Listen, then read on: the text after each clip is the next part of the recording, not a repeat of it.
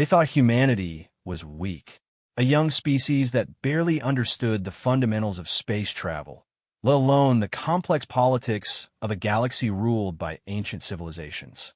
When the Galactic Council voted unanimously to expel humanity from known space, forcing them beyond the outer rim into the dark void between galaxies, the assembled alien delegates celebrated. They had removed what they saw as a chaotic, unpredictable element that threatened their carefully maintained order. That was 300 years ago. Now, as Admiral Zethkar of the mighty Vrex Empire watches his fleet's sensors detect massive energy signatures emerging from the void, he realizes they may have made the greatest mistake in galactic history. The humans are returning, and they're not the same species that left. What emerges from the darkness between stars will challenge everything the galaxy thought it knew about power, technology, and the true potential that lies dormant within a species written off as primitive. The Expelled have become the conquerors, and they're coming home. Admiral Zethkar's 6 eyes studied the holographic display with growing unease. The massive command bridge of the Vrex dreadnought Eternal Dominion hummed with activity as his crew worked frantically to make sense of what their sensors were detecting. Energy readings unlike anything in their databases. Ship configurations that defied conventional understanding. And, most disturbing of all, the sheer scale of what was approaching. Admiral, the gravitational distortions are off the charts, reported his tactical officer, her scale hands dancing across the control interface. Whatever's coming through that dimensional fold is massive. Multiple contacts, but the interference makes it impossible to get accurate readings. Zethkar's mandibles clicked together in a gesture of deep concern. As one of the Vrex Empire's most decorated commanders, he had fought in the Andromedian Wars, crushed the Zelthani Rebellion, and witnessed the destruction of entire star systems. Nothing in his 2 centuries of military service had prepared him for this moment. The dimensional fold that had appeared at the edge of the Kepler Nebula defied explanation. Space itself seemed to tear open like fabric, revealing a swirling vortex of colors that shouldn't exist. From within that impossible gateway, something was emerging, something that made his veteran crew whisper prayers to ancient gods. "Sir, we're receiving a transmission," announced the communications officer, his voice barely steady. "It's on multiple frequencies simultaneously, using protocols we haven't seen in over 300 years.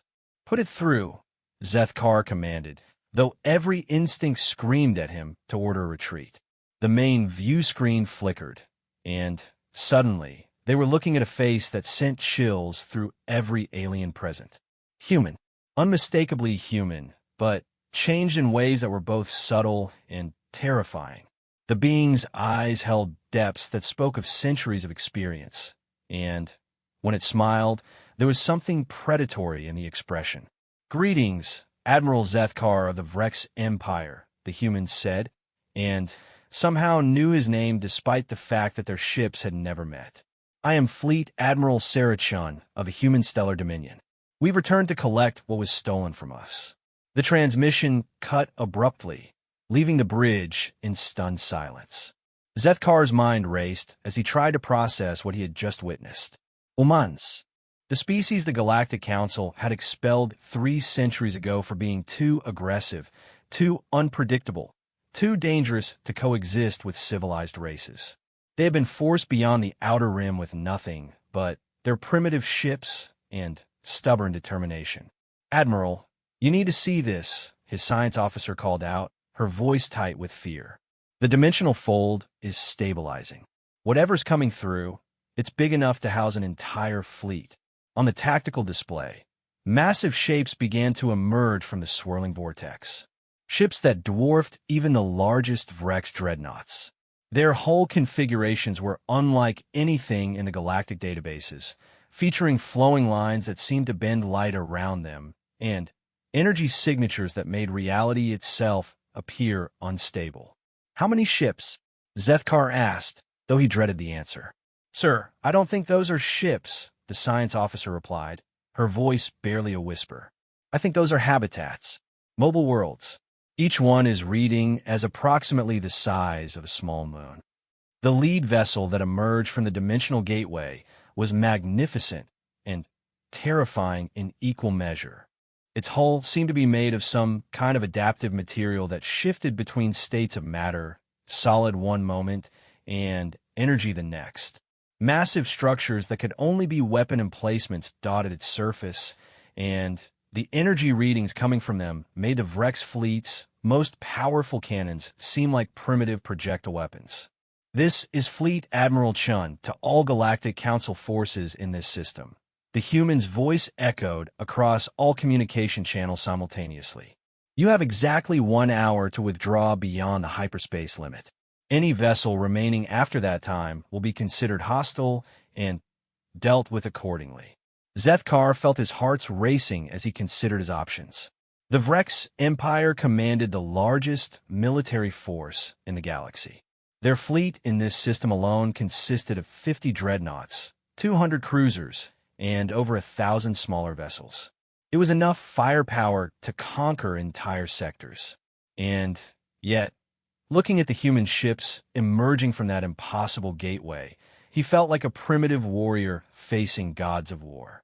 "Sir, we're detecting more dimensional folds opening throughout the system," his tactical officer reported. The humans aren't just returning to one location. They're emerging everywhere simultaneously.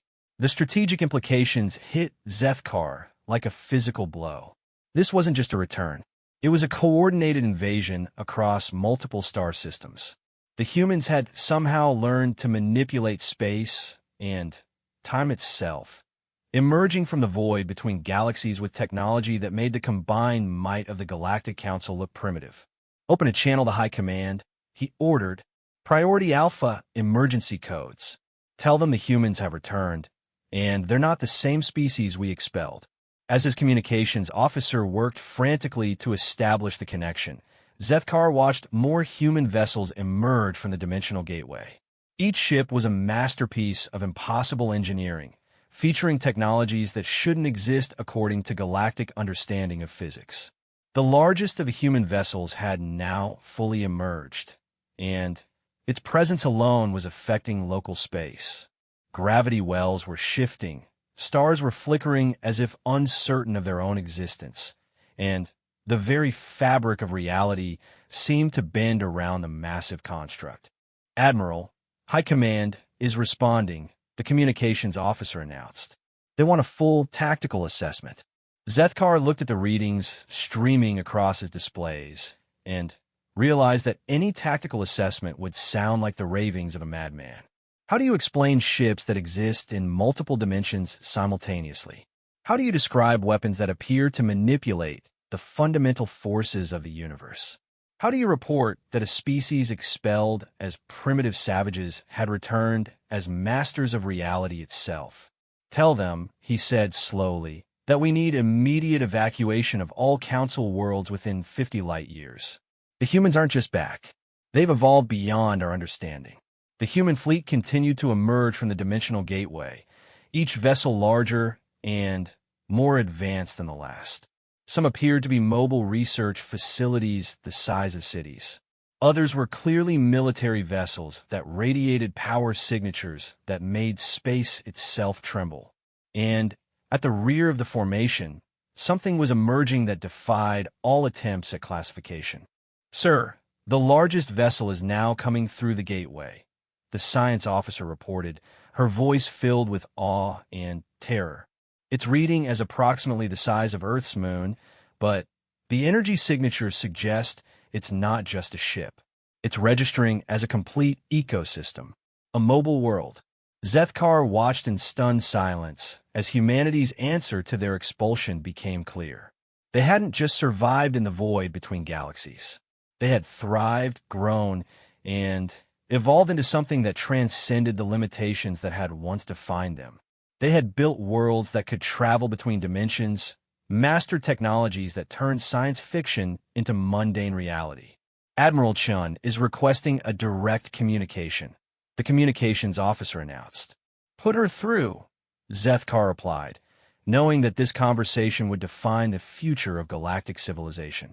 The view screen activated again, showing Admiral Chun standing on what appeared to be the bridge of the massive flagship. Behind her, beings moved with purpose and precision, but they weren't all human. Zethkar glimpsed creatures he didn't recognize, entities that seemed to exist partially in normal space and partially in dimensions beyond perception. Admiral Zethkar, Chun said, her voice carrying the weight of centuries. 300 years ago, your people and the rest of the Galactic Council decided that humanity was too dangerous to share the galaxy with. You forced us into exile, believing that would be the end of our story. She gestured to the massive bridge around her, where impossible technologies hummed with power. You were wrong about many things, but you were absolutely correct about one. We are dangerous, more dangerous than you ever imagined. The transmission ended, and Zethkar found himself staring at tactical displays that showed a human force that could reshape the galaxy according to their will. The species that had been expelled as primitive troublemakers had returned as masters of reality itself, and they were just getting started. The emergency session of the Galactic Council convened in unprecedented haste aboard the massive diplomatic station orbiting the ancient world of Centauri Prime. Representatives from every major civilization had gathered, their faces bearing expressions of barely controlled panic as reports flooded in from across the galaxy. Counselor Veltar of the Ethereal Consortium stood at the central podium, his crystalline form shimmering with agitation. Around him, the circular chamber buzzed with translation devices working overtime as dozens of species attempted to communicate their terror in languages that spanned the evolutionary spectrum. Order!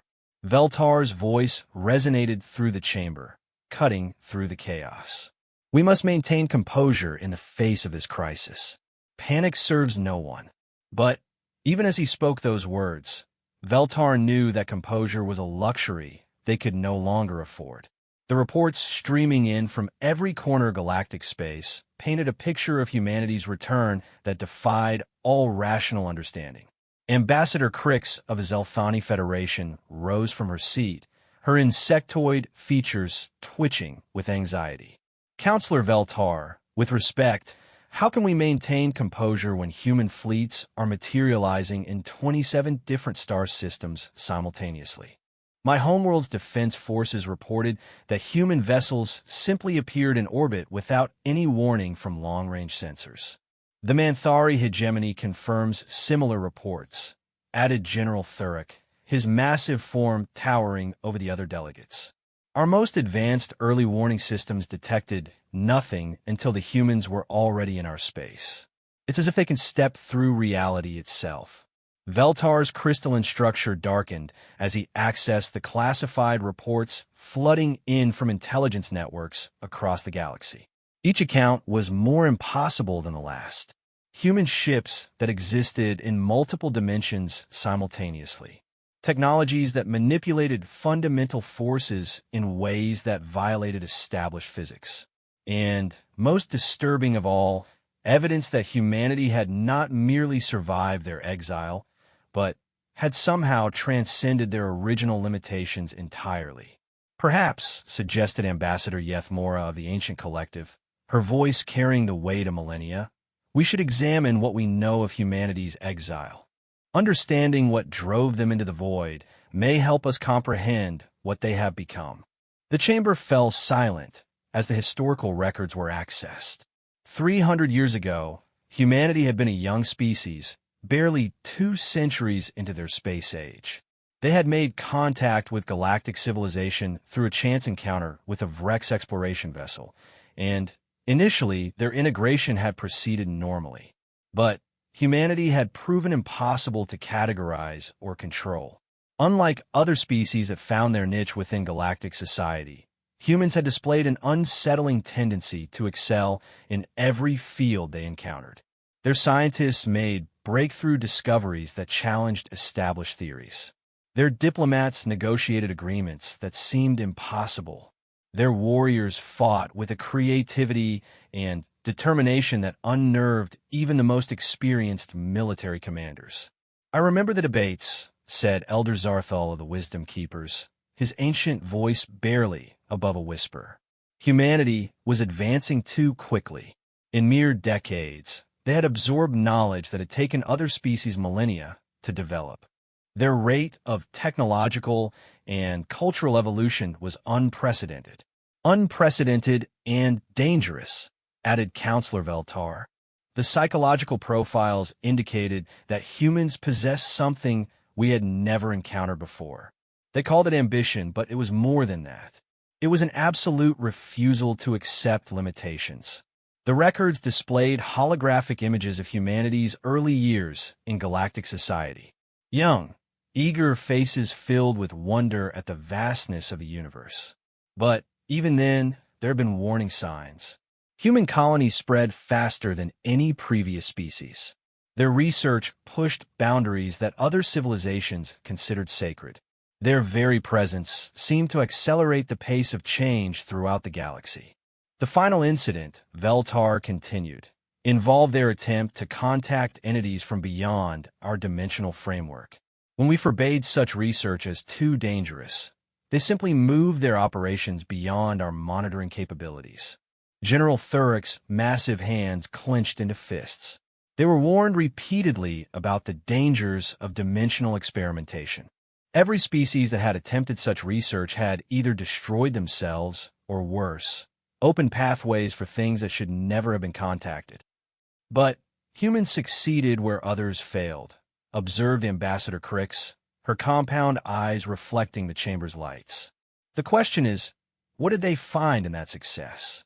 Before anyone could respond, the chamber's emergency alert system activated. Admiral Zethkar's image appeared on the central communication screen, his normally composed features showing barely controlled fear.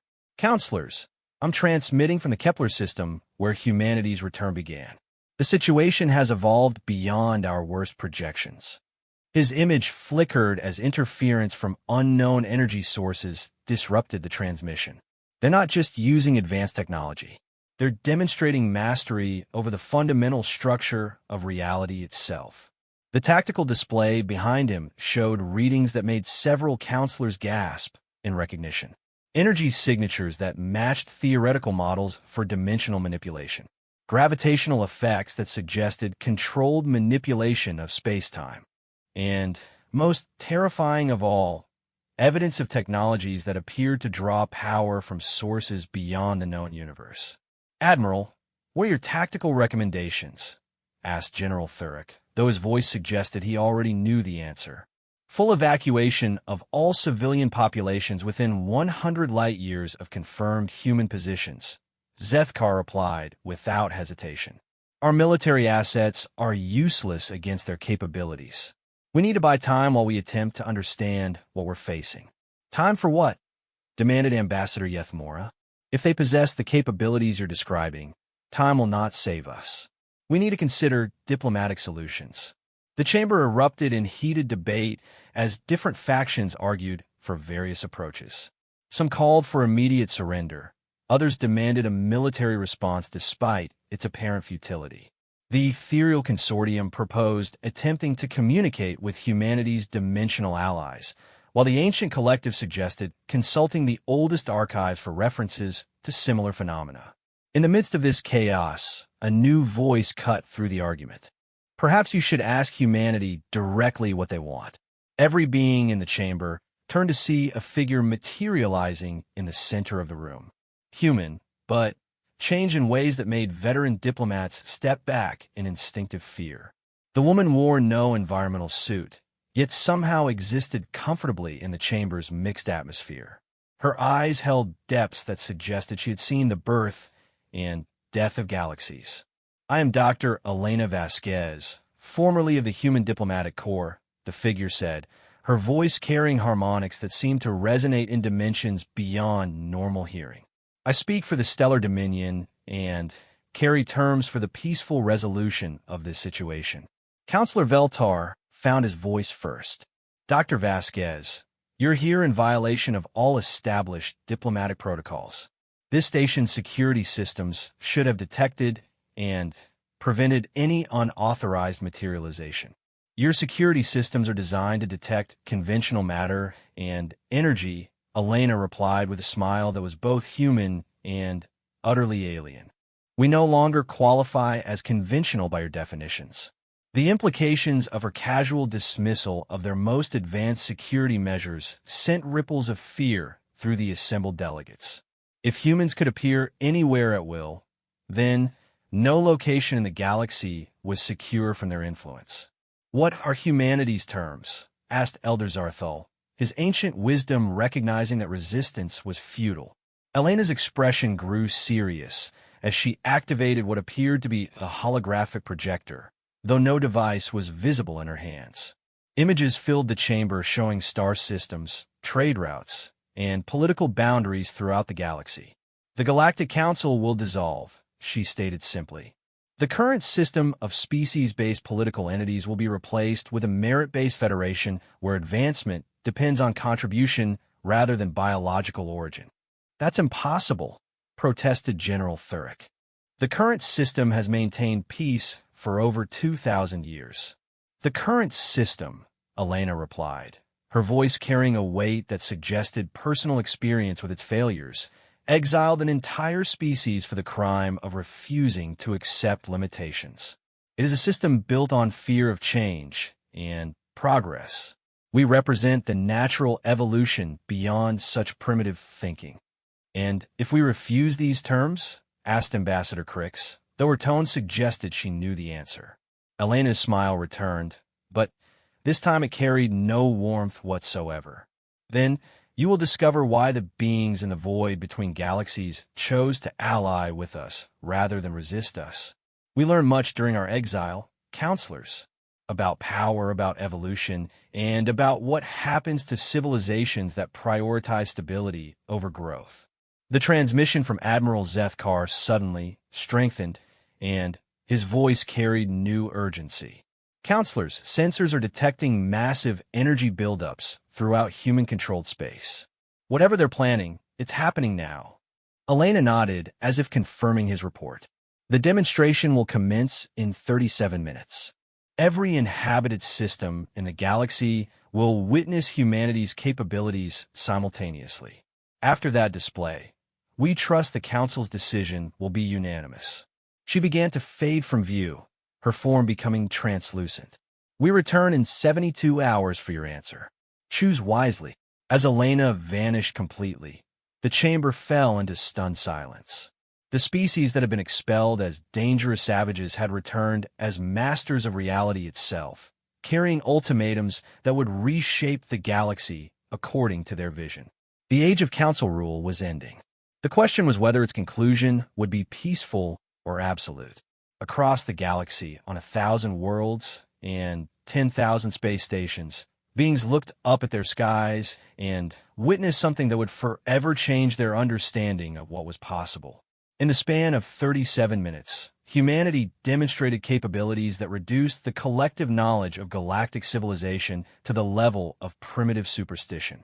On the industrial world of Macdos 7, factory workers emerged from their underground facilities as their shift supervisors received emergency broadcasts. The planet's 3 moons hung in the sky as they always had, until suddenly they didn't. Without any visible means of propulsion, the smallest moon began to move. Not in its orbital pattern, but in a controlled, deliberate trajectory that brought it closer to the planet's surface. Panic should have erupted. Gravitational forces should have torn the planet apart. Instead, the moon settled into a new orbit that was somehow perfectly stable, its movements so precise that it formed geometric patterns in the sky that spelled out a message in the ancient universal mathematical language. Humanity has returned. Dr. Kethmar of the Macdos Science Consortium watched through her observatory's main telescope, her 4 hands shaking as she tried to record what she was witnessing. The energy readings from the displaced moon were impossible. Not only had someone moved a celestial body as if it were a simple tool, but they had done so without disrupting the gravitational harmony of the entire system. "Director, are you seeing this?" her assistant called from across the observatory. "The energy signature from the moon is showing dimensional fluctuations. It's as if the moon exists in our space, but is being controlled from somewhere else entirely. Meanwhile, in the corporate towers of the trade world Zentera Prime, business leaders gathered in emergency sessions as reports flooded in from their commercial networks. Human vessels were appearing at trade stations throughout the galaxy, but they weren't engaging in combat or making demands.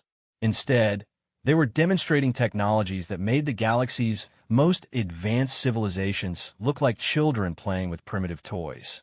Executive Director Nailith of the Galactic Commerce Guild watched through her office windows as a human ship approached the massive trade station orbiting her world. The vessel was smaller than a typical frigate, yet as it drew near, it began to transform. Not with mechanical joints or sliding panels, but by shifting its very atomic structure, growing larger and more complex until it matched the size and configuration of the station itself. "It's mimicking our technology," breathed her chief analyst, a brilliant ethereal whose crystalline form was flickering with disbelief.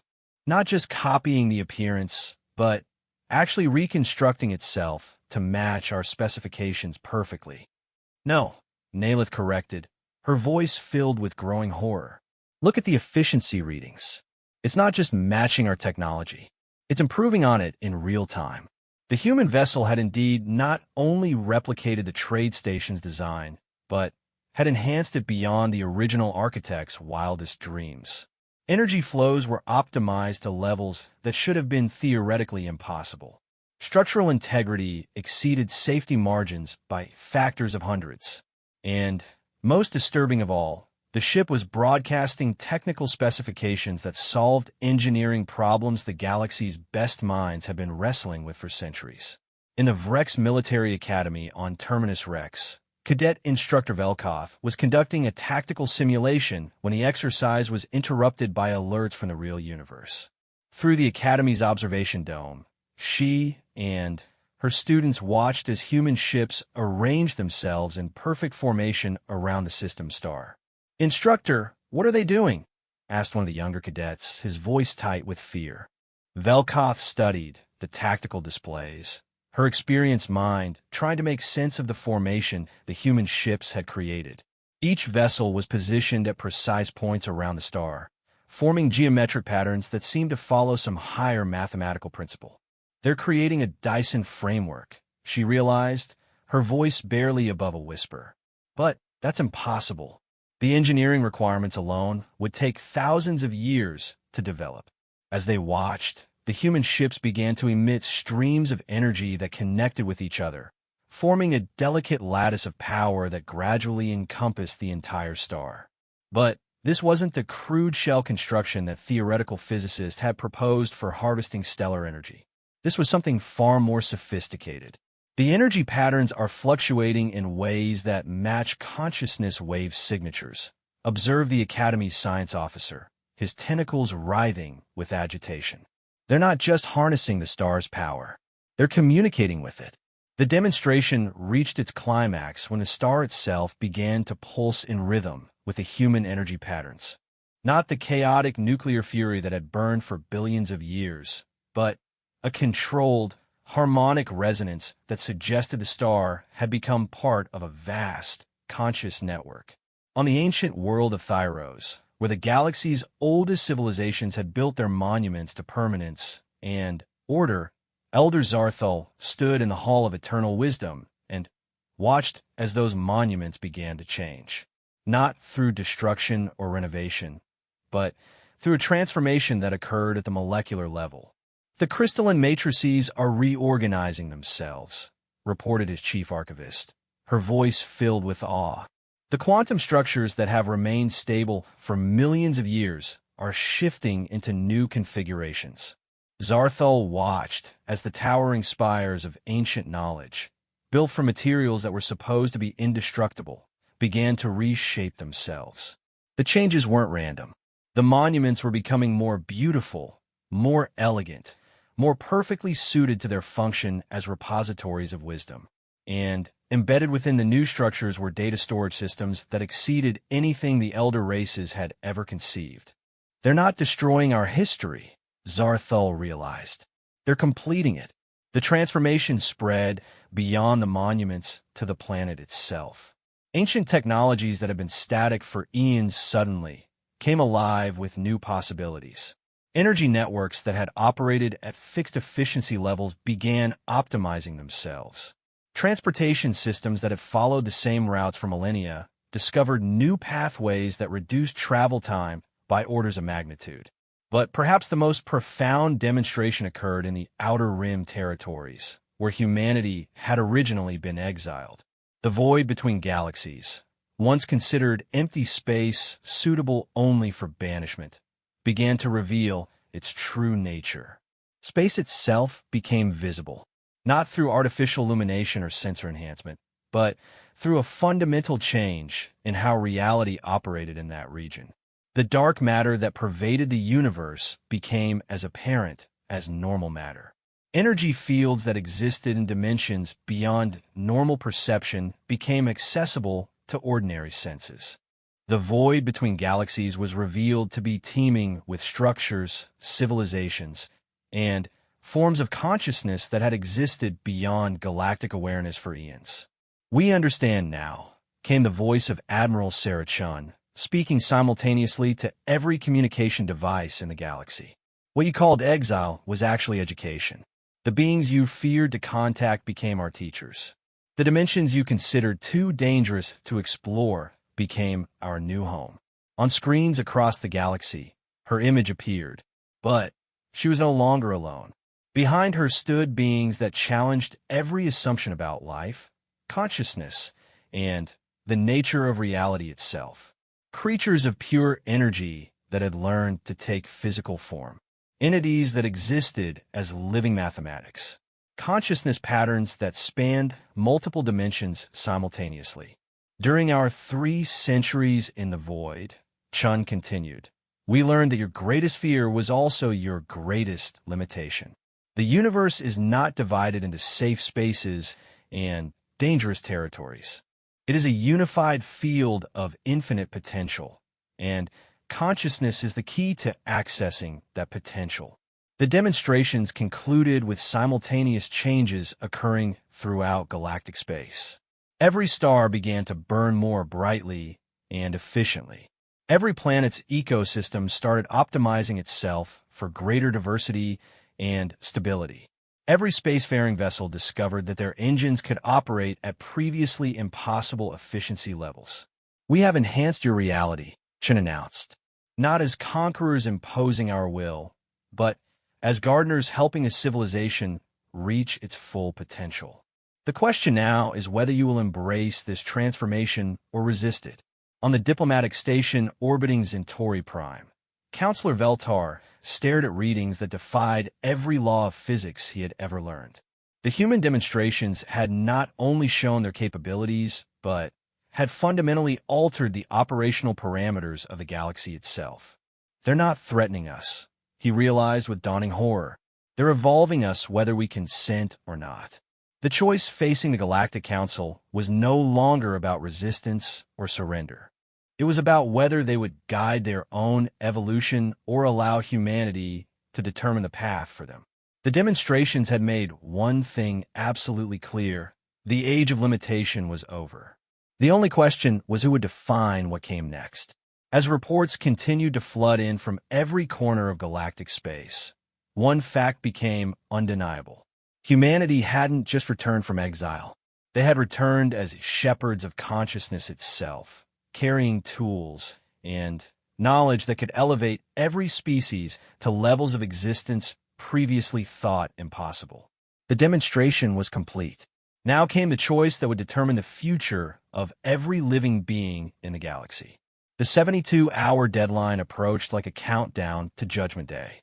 Across the galaxy, civilizations that had existed for millennia found themselves grappling with a choice that would define the next phase of universal evolution.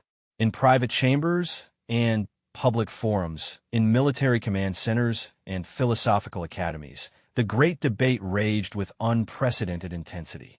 On the Vrex homeworld of Korath Prime, Emperor Vextar paced the length of his war room while his most trusted advisors presented scenarios that all led to the same inevitable conclusion.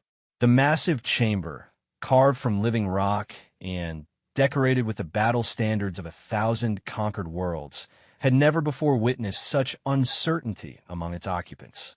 The military assessment is clear. Your Excellence, reported General Thurek, his scarred features grim with acceptance. Our combined fleets represent less than 1% of the destructive capability demonstrated by humanity's smallest vessels. Traditional warfare is not merely inadvisable, it is meaningless. Then we submit, asked Admiral Kethvar, her voice carrying the bitter taste of defeat. The Vrex Empire, which has dominated this galaxy for 2,000 years, simply bows before these returned exiles? Emperor Vextar paused in his pacing to study the holographic displays showing human activity throughout Vrex space. The humans weren't conquering in any traditional sense. They were simply present, their ships maintaining positions that somehow made every Vrex military installation irrelevant without actually threatening them. Look at the Mactos system, he said, gesturing to one of the displays. Our fortress world there has been completely surrounded by human vessels for 36 hours. Have they made any demands for surrender? Have they destroyed our defenses? No, Your Excellence, admitted General Thurek. They've actually enhanced our defensive capabilities. Our shields are operating at 300% normal efficiency. Our weapon systems have been upgraded with technologies we don't understand, and our supply lines have been optimized beyond our engineers' comprehension. They're not conquering us, the Emperor realized. They're improving us whether we want it or not. Meanwhile, in the crystal spires of the ethereal consortium's capital world, the collective mind struggled with concepts that challenged their fundamental understanding of consciousness itself. The ethereals had long prided themselves on being the galaxy's premier experts on mental evolution and psychic phenomena. Humanity's return had rendered centuries of their research obsolete overnight. Primary thought shaper Veltani interfaced with the collective, her crystalline form resonating with the shared consciousness of her entire species. The human mental signatures are unlike anything in our archives, she communicated through pure thought transmission. They operate on frequencies that extend into dimensions we cannot perceive. Are they still human? Asked Secondary Shaper Coldham, his concern rippling through the psychic network. The consciousness patterns we're detecting suggest beings that have transcended their original biological limitations entirely. The question hung in the collective consciousness like a discordant note. During humanity's exile, the ethereals had convinced themselves that biological species had fixed evolutionary potentials. The return of humanity suggested that such limitations were nothing more than failures of imagination. We have been contacted, Veltani announced, her mental voice carrying new harmonics. Dr. Elena Vasquez wishes to address the collective directly. Before any of the Shapers could object, Elena's consciousness touched their network. But her mental presence was vast beyond comprehension, extending through dimensional layers that the ethereals couldn't access. It was like trying to contain an ocean within a teacup. Greetings, collective mind. Elena's thoughts carried warmth and understanding that spanned species barriers.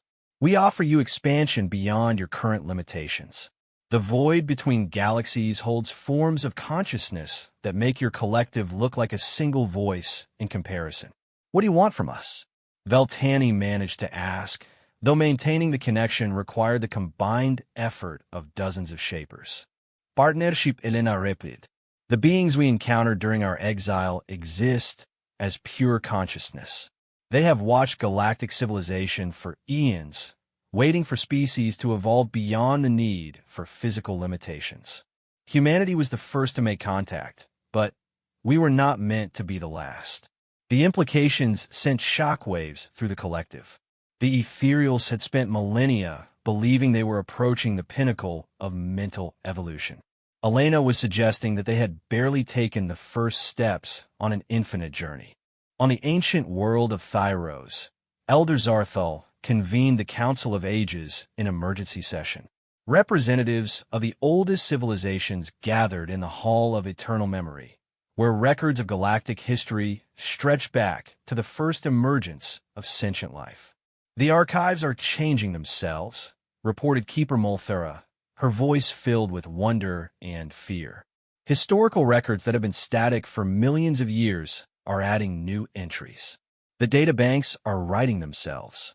Zarthul examined the phenomenon with eyes that had witnessed the rise and fall of 100 species. The archive crystals were indeed adding new information, but it wasn't random data. The additions were completing historical records that had been fragmented, filling in gaps that scholars had spent lifetimes trying to understand. The additions are accurate, confirmed Chief Historian Velcor. I've verified events from recent centuries, and every new entry corresponds perfectly with known facts. But the archives are also adding records of events we have no other documentation for. What kind of events? Zarthul asked, though he suspected the answer would challenge everything they thought they knew about galactic history. Previous contact attempts, Velcor replied, his voice barely steady. The records show that entities from the void between galaxies have been trying to communicate with galactic civilization for eons. Every attempt was either ignored or suppressed by the ruling powers of each era. The revelation struck the Council of Ages like a physical blow. They had prided themselves on preserving all knowledge, yet their own archives were revealing that they had been willfully blind to the most significant communications in galactic history. Humanity, Elder Zarthul said slowly, was the first species to listen. As the deadline approached, emergency sessions convened on every major world. The Zelthani Federation's parliament engaged in heated debates about sovereignty versus evolution. The Manthari Hegemony's War Council struggled with concepts of conflict that transcended physical reality. The corporate worlds calculated the economic implications of technologies that could render scarcity obsolete. But perhaps the most crucial discussions were taking place in private communications between the galaxy's most influential leaders. Councillor Veltar of the Ethereal Consortium established direct contact with Emperor Vextar of the Vrex Empire, while Elder Zarthul reached out to the enigmatic leaders of the corporate worlds. We cannot resist them, Veltar admitted, his crystalline form flickering with uncertainty. But do we truly understand what we're accepting? Understanding may be irrelevant, Emperor Vextar replied. The question is whether we guide our own transformation or allow them to reshape us according to their vision. The historical precedents are clear, added Elder Zarthul, his ancient voice carrying the weight of accumulated wisdom. Species that resist evolutionary pressure either adapt or face extinction. Humanity is offering adaptation. The alternative is likely far worse than submission. As the final hours ticked away, a consensus began to emerge among the galaxy's leaders. Not because they agreed with humanity's methods, but because they recognized that the choice was between evolution and irrelevance. The human ships maintaining position throughout galactic space began to emit harmonic frequencies that affected every consciousness within their influence. The effect wasn't coercive, but rather educational. Beings across the galaxy found themselves understanding concepts that had previously been beyond their comprehension. The nature of dimensional consciousness, the relationship between thought and reality, the infinite potential that lay dormant within every sentient mind. On the diplomatic station orbiting Centauri Prime, Councillor Veltar prepared for what he knew would be the final session of the Galactic Council in its current form.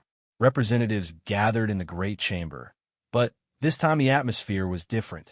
The fear and panic of previous sessions had been replaced by a strange sense of anticipation. The deadline approaches, Veltar announced. We must reach a decision that will affect every living being in the galaxy.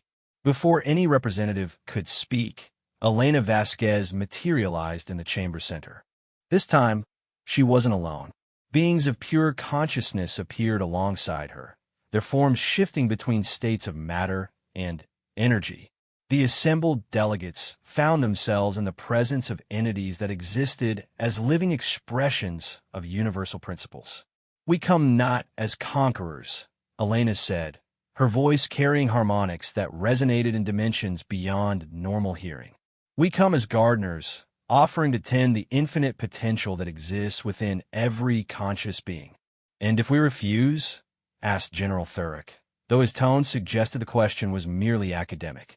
Elena smiled, and in that expression, the assembled delegates saw depths of compassion that spanned galaxies. Refusal is an illusion. Evolution is not optional.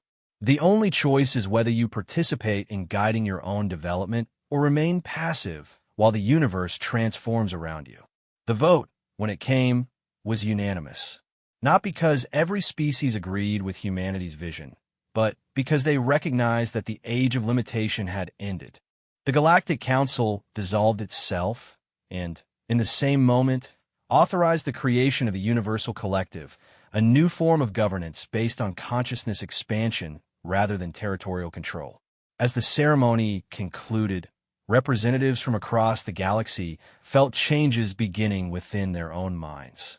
Not coercion or manipulation, but the gentle opening of doors that had always existed but had never been noticed. The infinite potential that Elena spoke of was real, and it was awakening. The choice had been made. The transformation had begun. And, across the galaxy, beings that had spent lifetimes accepting limitations began to discover what they could become when those limitations were revealed to be nothing more than failures of imagination. 5 years after the transformation began, the galaxy bore little resemblance to the rigid, stratified civilization that had once expelled humanity for being too dangerous to coexist with established order. What emerged was something unprecedented in cosmic history, a society where the boundaries between species, dimensions, and states of consciousness had become fluid and navigable. Captain Zethkar, formerly admiral of the Vrex Imperial Fleet, stood on the observation deck of the exploration vessel Infinite Horizon and marveled at the view before him. The ship itself was a collaboration between human consciousness-shaping technology and Vrex engineering expertise, resulting in a craft that existed simultaneously in normal space and dimensional layers that had once been theoretical abstractions. "Captain, we're approaching the Andromeda Gateway," announced his navigation officer, Lieutenant Commander Sarah Kim, a human whose consciousness had been expanded to interface directly with multidimensional space. "The Consciousness Collective has confirmed our transit clearance." Zethkar nodded, though the concept of transit clearance had evolved far beyond simple bureaucratic approval.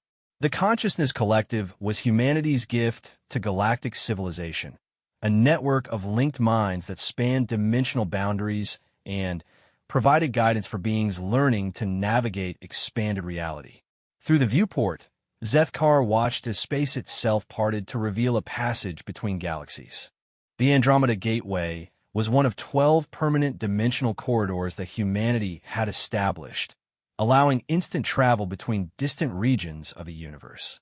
But more than mere transportation, the gateways served as learning environments where beings could experience consciousness expansion under controlled conditions.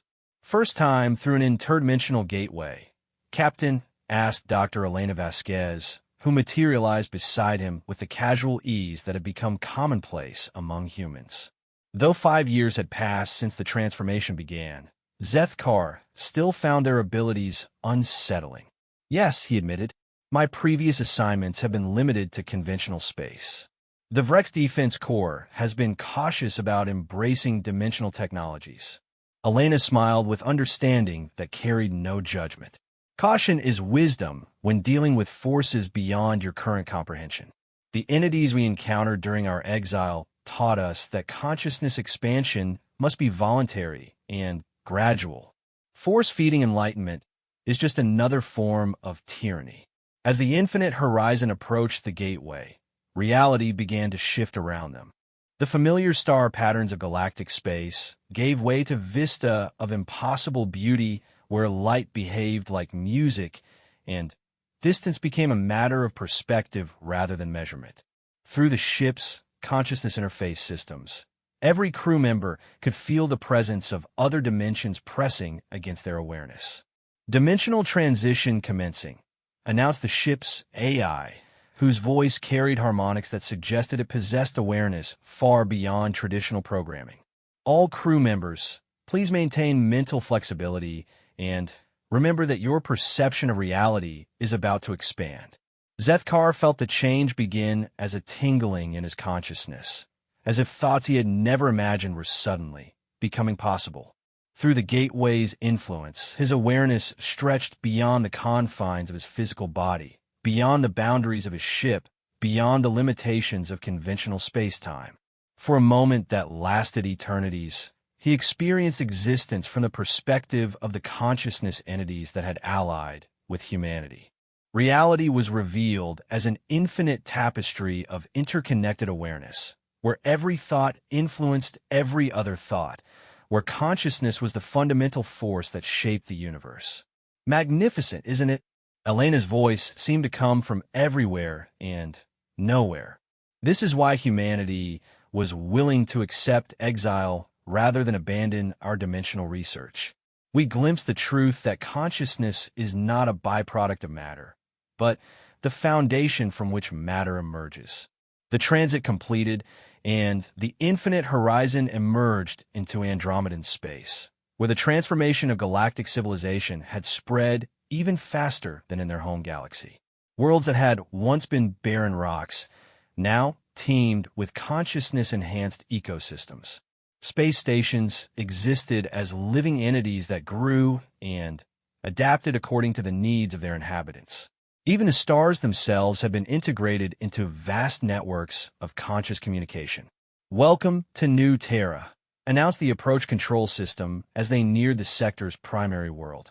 But the voice belonged to the planet itself, which had achieved consciousness through the integration of human technology with native planetary systems. Zethkar stared at the world below, where cities flowed like living organisms across landscapes that shifted and adapted in real time.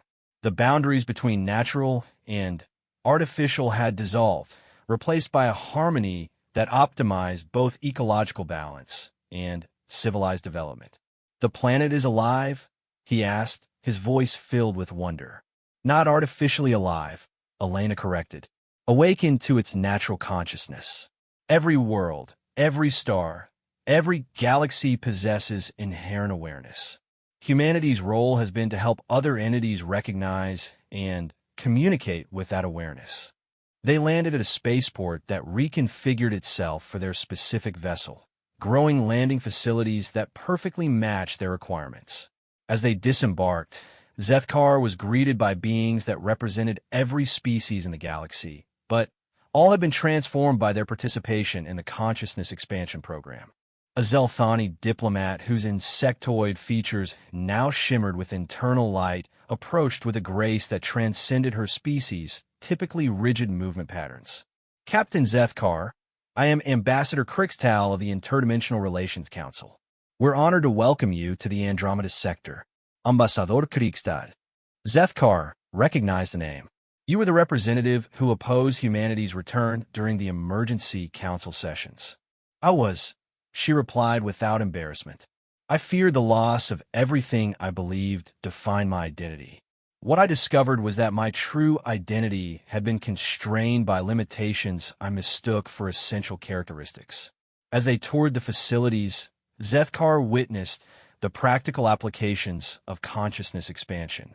Vrex engineers worked alongside ethereal consciousness shapers and human dimensional theorists to design ships that could navigate between universes. Ancient archives collaborated with newly awakened planetary minds to solve theoretical problems that had puzzled scholars for millennia. "The most remarkable thing," explained DR. Marcus Webb, a human researcher who had spent the past 3 years studying consciousness integration, "is that we're not imposing human solutions on galactic problems. We're facilitating each species' natural evolution toward their own unique expression of expanded awareness." In the research districts, Zethkar observed Manthari warriors whose aggression had been transformed into passionate dedication to exploration of hostile dimensional environments. Corporate world executives whose profit-driven mindset had evolved into optimization of universal resource distribution. Even the most rigid traditionalists had found ways to honor their cultural values while embracing exponential growth in capability and understanding. What happened to those who refused to participate? Zethkar asked as they visited a sector where beings from dozens of species worked together on projects that spanned multiple dimensions simultaneously.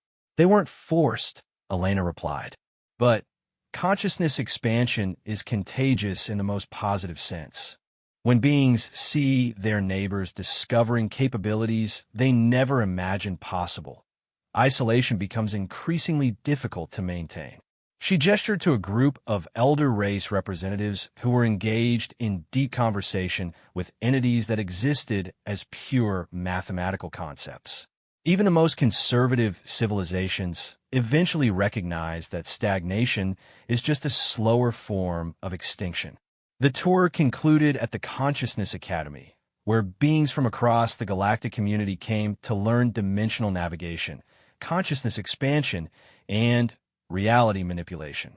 The facility existed in multiple dimensions simultaneously, allowing students to experience firsthand the malleable nature of existence. This is what humanity truly offers, Elena explained as they watched students from dozens of species learning to reshape reality through focused consciousness. Not dominion over the galaxy, but liberation from the illusion of limitation. In the Academy's central chamber, Zethkar witnessed a demonstration that crystallized everything he had experienced. A young Vrex cadet, no different from thousands he had trained in conventional military academies, stood before a complex multidimensional puzzle that had stumped researchers for generations. Instead of applying brute force or traditional problem-solving techniques, the cadet simply expanded her consciousness to encompass the puzzle's full dimensional structure. From that expanded perspective, the solution was obvious. More than obvious, it was inevitable. The puzzle wasn't complex, the cadet explained afterward, her eyes shining with the joy of discovery. I was just looking at it from too limited a perspective. As the infinite horizon prepared for its return journey, Zethkar found himself fundamentally changed by the experience. Not through any external manipulation, but through the simple recognition of possibilities that had always existed within his own consciousness. "Captain," announced Lieutenant Commander Kim, "we have an incoming transmission from the Galactic Consciousness Network. Admiral Chun requests a direct interface." The view screen activated, but instead of showing a simple two-dimensional image, it opened a multidimensional communication channel. Admiral Sarah Chun appeared not as a distant figure on a screen, but as a presence that existed in the same space as the ship's bridge. "Captain Zethkar," she said, her voice carrying the warmth of genuine respect. "I trust your tour has been enlightening." "More than I ever imagined possible," Zethkar replied honestly. "Admiral, I must ask, was this always humanity's plan? To transform the galaxy so completely?" Chin's expression grew thoughtful. "Our plan was survival. Everything else has been an inevitable consequence of choosing growth over limitation. The beings we encountered in the void didn't transform us, Captain. They simply helped us recognize what we had always been capable of becoming. And now we tend the garden of consciousness, helping every being discover their own infinite potential. The galaxy that expelled us for being too dangerous has become a galaxy where danger is just another word for undiscovered possibility." As the communication ended and the infinite horizon prepared for dimensional transit back to home galaxy, Zethkar understood that they weren't returning to the same civilization they had left. They were returning to carry the transformation forward, to be gardeners themselves in the infinite field of consciousness that the universe had revealed itself to be. The species that had been expelled as dangerous savages had indeed dominated the galaxy. But their dominion was liberation, their conquest was awakening, and their empire was the infinite potential that existed within every conscious being in the universe. Humanity had kept their promise. They had returned, and in doing so, they had transformed exile into evolution, limitation into liberation, and fear into infinite possibility. The galaxy would never be the same. And that was exactly as it should be.